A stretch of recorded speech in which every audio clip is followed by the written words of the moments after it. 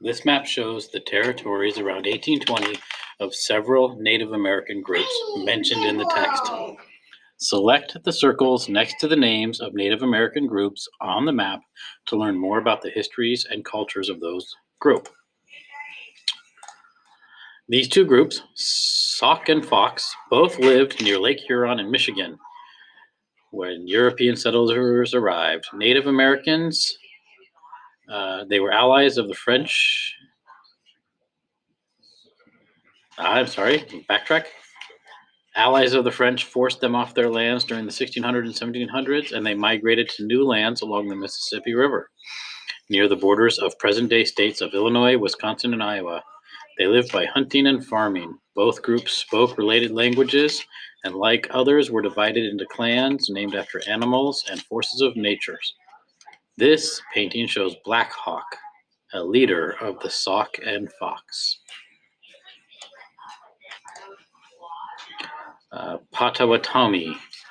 When European explorers arrived, the Potawatomi lived in western Michigan. During the 1600s, to escape Native Americans armed by the Dutch, they moved to the southwestern shores of Lake Michigan in what is now Wisconsin, Illinois, and Indiana. They were made up of clans named after animals like the Shawnee. They hunted in winter and fished and grew crops in summer. This painting shows Menoket, a Potawatomi warrior and chief. Shawnee. During the 1600s, the Shawnee hunted and farmed in the Ohio River Valley. After American settlers arrived in the late 1700s, the Shawnee were forced to give up most of their land. During the War of 1812, Shawnee warriors led by Tecumseh fought alongside the British.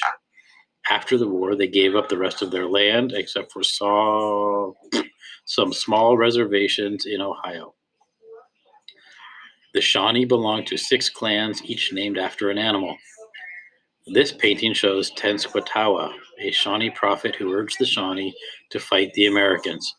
This guy was the brother of Tecumseh.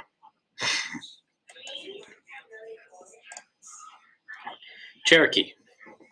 Around 1600, the Cherokee lived in what is now western North and South Carolina, northern Georgia, and eastern Tennessee. The Cherokee, like other southeastern Indians, are mainly farmers grouped into clans. They gave up parts of their land in the 1700s. A Cherokee named Sequoyah developed a unique writing system for the Cherokee language. In the early 1800s, Georgia took over part of their land with President Jackson's support. This painting shows Cunishoti, the leader of the Cherokee during the late 1700s.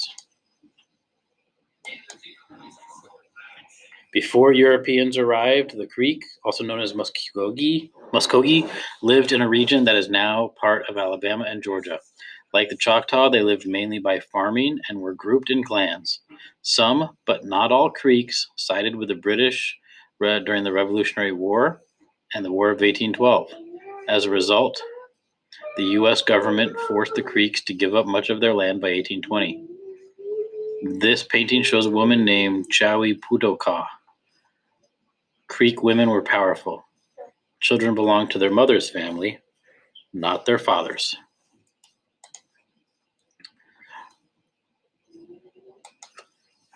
During the 1700s, some Creek people moved from Georgia and Alabama into Florida.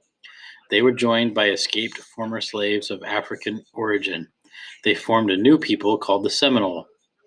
They lived mainly by farming and were grouped in clans. This painting shows Osceola, the most famous leader of the Seminole during the early 1800s. Choctaw. When the first European settlers came, the Choctaw lived mainly in what is now Mississippi. They were farmers, and like other groups, divided into clans named after plants, animals, or forces of nature. Unlike many other Native American groups, the Choctaw supported the Americans during the Revolutionary War. They never fought American settlers and gave up parts of their land during the 1700s and 1800s. This painting shows Choctaw men playing a traditional game of stickle, which is similar to lacrosse. which we don't play here.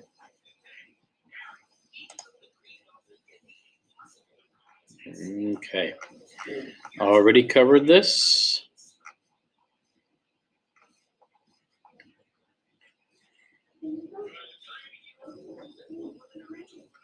At Jackson's urging in 1830, Congress passed the Indian Removal Act. This law let the government take the land from American Indians in exchange for land west of the Mississippi. At the time, more than 100,000 Americans still lived in the East. Most white Americans, especially those in the South,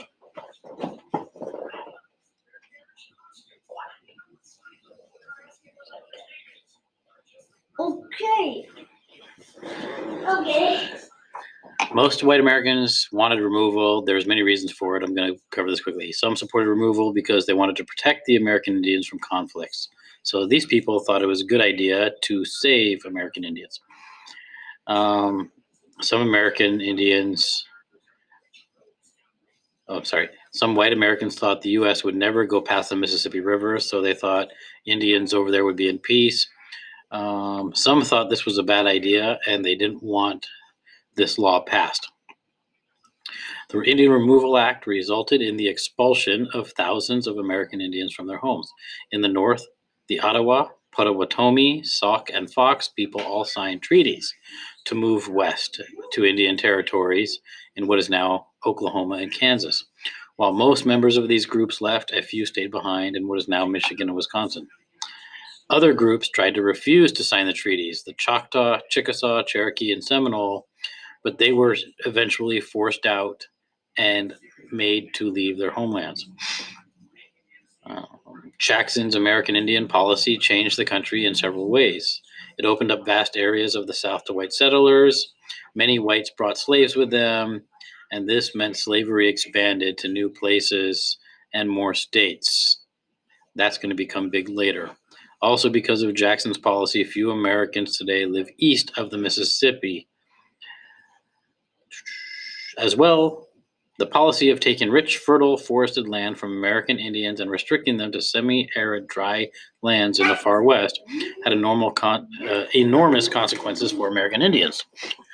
Okay, so we're taking rich land, that's good, and we're giving them bad land, which is bad. It impoverished them for generations. They couldn't grow food, they couldn't really make a living, and it separated these people from their ancestors' burial grounds, and it ended many of their ways of life. Okay, this map shows the Trail of Tears many different cultures had to take. The Seminoles down in the south, they had to get on boats, travel up the river, and get dumped into Oklahoma and Kansas. Most other groups had to walk hundreds of miles to get there.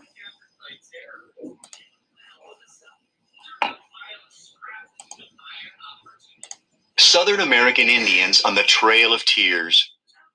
Faced with threats of military action, most American Indian leaders in the South saw no choice but to sign new treaties giving up their lands. They agreed to move to what was called the Indian Territory. Today, most of that area is in the state of Oklahoma. The Choctaw. The Choctaw signed the first removal treaty in 1830. The Treaty of Dancing Rabbit Creek exchanged the Choctaws' tribal lands for a grant of land west of the Mississippi River. The people would be allowed to remain in their homeland if they gave up their tribal organization and agreed to be governed as citizens of Mississippi. A few Choctaw remained in Mississippi, but upwards of 15,000 people chose to leave so as to preserve some aspects of their culture. Between 1831 and 1833, the Choctaw made their way west, closely guarded by American soldiers. The federal government, however, did not provide enough tents, food, blankets, shoes, winter clothes, or other supplies. Heavy rain and snow caused enormous suffering. An Army lieutenant wrote that one group walked for 24 hours barefoot through the snow and ice before reaching shelter. The Chickasaw. The Chickasaw people held out for payment for their lands before they would agree to move. Finally, in 1837, the United States government agreed to pay them $3 million. Expecting to receive this money, the Chickasaw spent $500,000 to purchase land from the Choctaw in what is now Oklahoma. The U.S. government, though, failed to pay the agreed amount for 30 years. As the Chickasaw trekked to their new land, many became ill and died. The Cherokee. The Cherokee also tried to hold out. They were still on their land in 1836 when Jackson left office. A small group of Cherokee agreed to become citizens of North Carolina and so were allowed to stay. Other Cherokee hid in remote mountain camps. Finally, President Van Buren forced those Cherokee who had not made agreements and those who were not in hiding from their homes. In the winter of 1838 to 1839, the U.S. Army marched more than 15,000 Cherokee westward. They trekked hundreds of miles over a period of several months to reach Indian Territory. Thousands perished during the march, mostly children and the elderly. The Cherokees' long, sorrowful journey west became known as the Trail of Tears. A soldier's description helps explain why. Primary source. On the morning of November 17th, we encountered a terrific sleet and snowstorm with freezing temperatures, and from that day until we reached the end of the fateful journey on March the 27th, 1839, the sufferings of the Cherokee were awful. The trail of the exiles was a trail of death. Memoirs of Private John G. Burnett, December 1890. The Seminole resist. In Florida, people of the Seminole Nation also resisted removal. Led by Chief Osceola, they began fighting the United States Army in 1835. This conflict, known as the Second Seminole War, was the costliest war ever waged to gain Indian lands. Although most of the Seminole people were forced to leave Florida, starting in 1855, the United States waged a third Seminole War to hunt down Seminoles who still resisted relocation. While Jackson's Indian removal cleared the area east of the Mississippi River for white settlement, settlers already had their eyes on lands west of the Mississippi too. These lands represented the new frontier. Although occupied by American Indians who had their own cultures and civilization, to white settlers, the term frontier meant wild and uncivilized. In their minds, it was free and theirs for the taking. In a few years more, settlers would be streaming into these new lands, as they had recently streamed into the Northwest Territory and the South. Reading check. Recall. Where was the land known as Indian Territory located?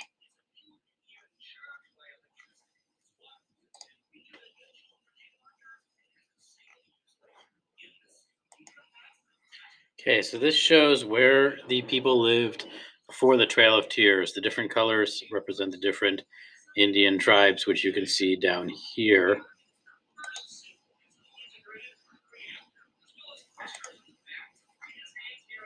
It says, before the southeastern Indian people were forced to migrate west, they lived on lands in North Carolina, Georgia, Tennessee, Florida, Alabama, Mississippi. White settlers wanted to move into these lands. This cross-hatched area shows where they had to go to. At the end of their journeys, each of the groups settled into a new territory assigned to them by the U.S. government. So the U.S. government said, you have to live here. These lands were in what is now Oklahoma. Each group's new land was drier and less fertile than their old land. Remember, it said that meant they couldn't farm and they couldn't really make a living. They couldn't make as much money. Roots of the Choctaw. Left this orange place, these paths in orange. They go to this place in orange. Roots of the Chickasaw go down south through the Choctaw Territory into Arkansas Territory. And as it says there, many died on this journey. Many died during the journey. Part of it was on boat, part of it was on foot for the Choctaw. Most people from the Chickasaw on foot. Many died. The Creek made difficult journey west. Some traveled by foot, some went by boat. Theirs is the green. They took many different paths to get to their assigned territory. Many died during the journey. The Cherokee made the difficult route west. Again, some on foot, some on boat. Many died during the journey. Okay, the Seminole mostly were put onto ships and they went far away from their homeland. This is the only group that it does not say many died during the journey. But you need to understand the Trail of Tears, the reason it's called that. So much pain, so much suffering, and no matter which group they were and which path they took, many died on the journey. And that is it.